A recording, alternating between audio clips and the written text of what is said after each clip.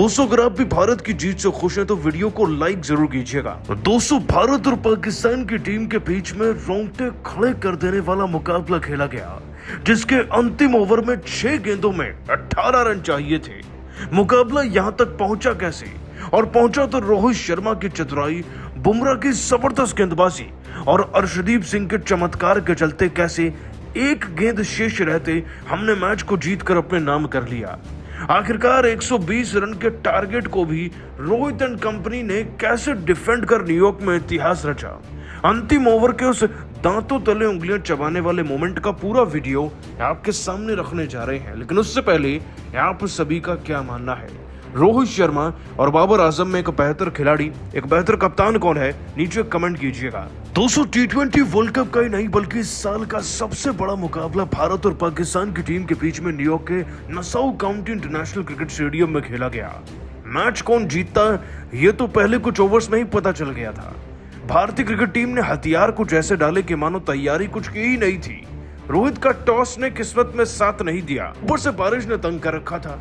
इसका नतीजा ये रहा कि रोहित खुद ब खुद 13 पर आउट हुए और उनसे पहले कोहली 4 रन पर चल दिया नसीम शाह की गेंद पर ले देकर। दोस्तों पंत ने 42 रन की पारी खेली, लेकिन फिर भी टीम के खिलाड़ियों का खून नहीं खोला और हमारी टीम 150 तक जा ही नहीं पाई, क्योंकि सूर्या, शिवम दुबे, पांड्या, जडेजा सबके सब फ्लॉप थे। किसी का भी आंकड़ा 10 से ऊपर का नहीं था। 119 रन हमने बनाए और दोस्तों चेस करने के लिए जब किसी भी टीम को 120 रन बनाने हो तो एक वक्त पर यूएसए, आयरलैंड भी हावी हो जाए फिर भी पाकिस्तान की टीम थी जो पिछला T20 वर्ल्ड कप का फाइनल खेली थी। तो मन में तो यही था कि वन साइडेड मैच को पाकिस्तान की टीम जीतने में कोई कसर नहीं छोड़ेगी, लेकिन शुरुआती दौर से कहीं ना कहीं पाकिस्तान पर दबाव बनाया जा रहा था और ये दबाव बना रोहित की उम्दा कप्तानी और उनके गेंदबाजी सिलेक्शन से, या फिर यूं कह लीजिए कि हमारे गेंदबाजों द्वारा ही असल दबाव बनाया गया। दोस्तों रोहित शर्मा का भरोसा और हर एक गेंद पर मैच जीतने का आश्वासन कहीं ना कहीं गेंदबाजों में जीतने की आग जला चुका था, जिसका नतीजा हमें पारी के 5वें ओवर में दिखा। बुमराह आते हैं और सबसे पहले बाबर आजम को उड़ाते हैं सूर्य के हाथों 13 पर कैच आउट कराकर।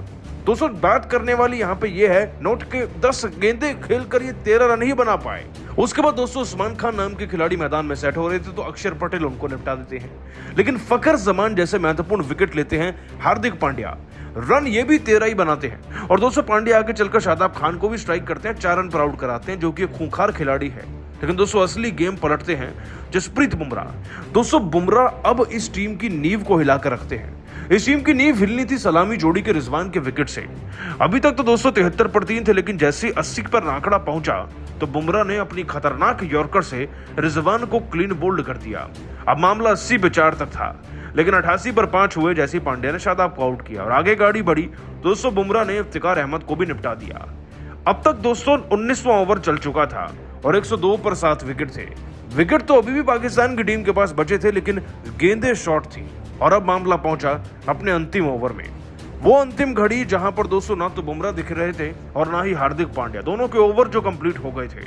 और एक बार फिर से एशिया कप की याद आ गई जब अर्शदीप सिंह को रोहित ने चुना था और उनके फैसले पर कई सवाल उठे थे भारत के हारने पर, लेकिन दोस्तों इस बार अर्शदीप को चुना गया। रोहित और कोहली का भरोसा अटूट था और अर्शदीप भी मौके का फायदा उठाना चाहते थे, अपनी इमेज क्लियर करना चाहते थे। दोस्तों अर्शदीप इतनी शानदार स्लोअर गेंद डालते हैं, पहली गेंद के इमाद वसीम कैच आउट हो जाते हैं। अगली गेंद पर दोस्तों नसीम शाह 1 रन बना पाते हैं और उससे अगली गेंद पर भी 1 रन आता है, यानी कि 3 गेंदें सक्सेसफुली डाली जा चुकी थी और अगली 3 गेंदों पर जीत के लिए अब भी पाकिस्तान की टीम को 16 रन बनाने थे। हालांकि अगली 2 गेंदों पर 8 रन आ जाते हैं, लेकिन एक गेंद में 8 रन तो बनते नहीं और दोस्तों अर्शदीप सिंह लास्ट बॉल को एक स्लोअर बाउंसर में तब्दील करते हैं जिसपे 1 रन मिलता है और भारत इस मैच को इस अंतिम ओवर में जीतता है 6 रन के अंतर से। दोस्तों ये लास्ट ओवर इतना ज्यादा सांस रोक देने वाला था कि सबको हर एक चीज पर डाउट हो रहा था, लेकिन कप्तान रोहित शर्मा को नहीं, क्योंकि दोस्तों वो जानते थे कि अर्शदीप के अंदर वो पोटेंशियल है जो भारतीय क्रिकेट टीम के लिए एक डेथ ओवर स्पेशलिस्ट बनने की भूमिका निभाने का दम रखते हैं। अर्शदीप ने भी दोस्तों अंतिम ओवर में मैच जिताया और बुमराह को मिला मैन ऑफ द मैच का अवार्ड, जिन्होंने अपनी टीम के लिए सबसे ज्यादा विकेट सबसे कम रन देकर लिए। दोस्तों ये मैच नहीं इतिहास है, लेकिन आप सभी इस जीत को 10 में से कितने नंबर देंगे नीचे कमेंट कीजिएगा। दोस्तों हार रहा था पूरा भारत, गिर रहे थे विकेट पर विकेट, लेकिन तब भी धोनी की तरह बल्लेबाजी करते हुए ऋषभ पंत आज दिल जीत ले गए। पाकिस्तान के हाथों दोस्तों रोहित, विराट, सूर्या, पांड्या सबने हरवाने का प्लान बनवा लिया, विकेट फेंक दिए, लेकिन पंत दिल जीत ले गए। कैसे?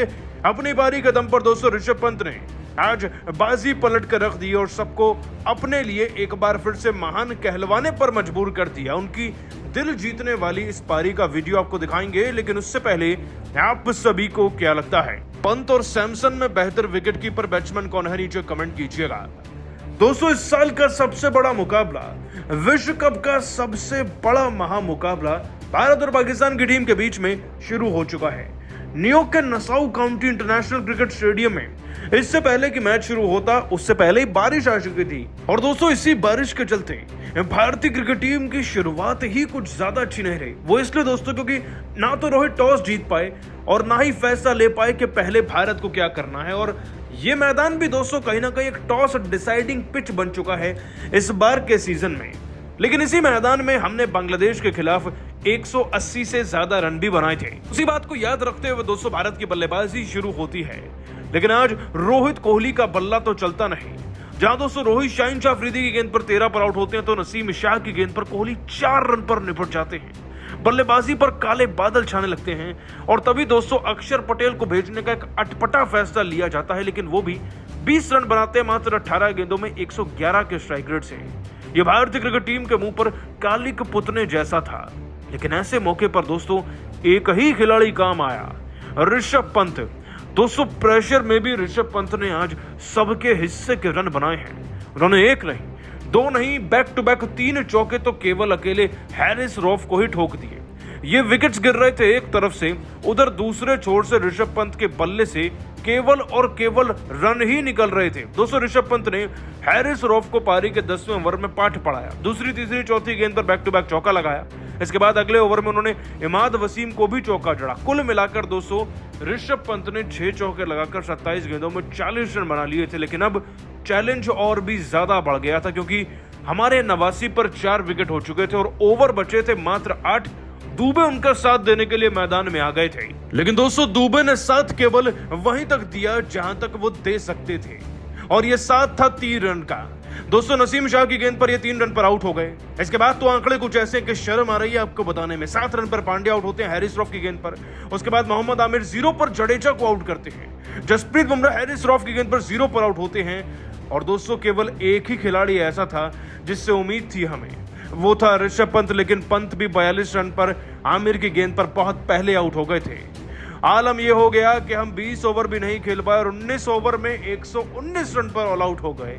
यह है दोस्तों भारतीय क्रिकेट टीम की हार। लेकिन आज ऋषभ पंत ने कहीं ना कहीं दिल जीता। 31 गेंदों में 6 चौके लगाए इस खिलाड़ी ने और 42 रन बनाए उसी पिच पर जहां पर हमारे बड़े से बड़े खिलाड़ी जैसे कि रोहित कोहली भी 4-13 पर आउट हो गए और बाकी तो 10 के ऊपर भी नहीं जा पाए। दोस्तों मानते हैं कि सभी नहीं चल पाए, लेकिन ऋषभ पंत की तारीफ बनती है। रिंकू भी इनफैक्ट देखकर भावुक थे टीम इंडिया को। लेकिन आप सभी पंत की इस शानदार इनिंग को 10 में से कितने नंबर देंगे आज नीचे कमेंट करके जरूर बताइएगा हमें। दोस्तों खतरनाक बारिश के चलते भारत और पाकिस्तान के मुकाबले में देरी हो चुकी है। आखिरकार अब कितने ओवर का होगा ये मुकाबला, कितने बजे से शुरू होगा और कब तक कवर्स मैदान में रहेंगे?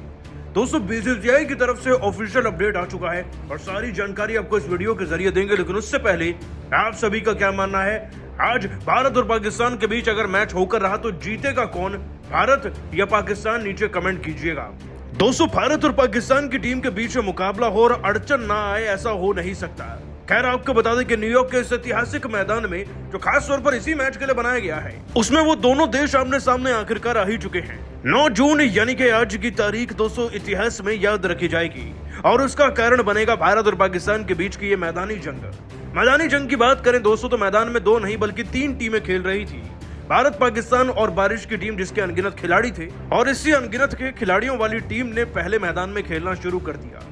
दोस्तों टॉस तो हो चुका था, रोहित शर्मा टॉस में नहीं जीत पाए। बाबर आजम ने भारतीय क्रिकेट टीम के लिए पहले बल्लेबाजी का न्योता दिया और रोहित शर्मा खुशी खुशी उस ऑफर को एक्सेप्ट कर चुके थे।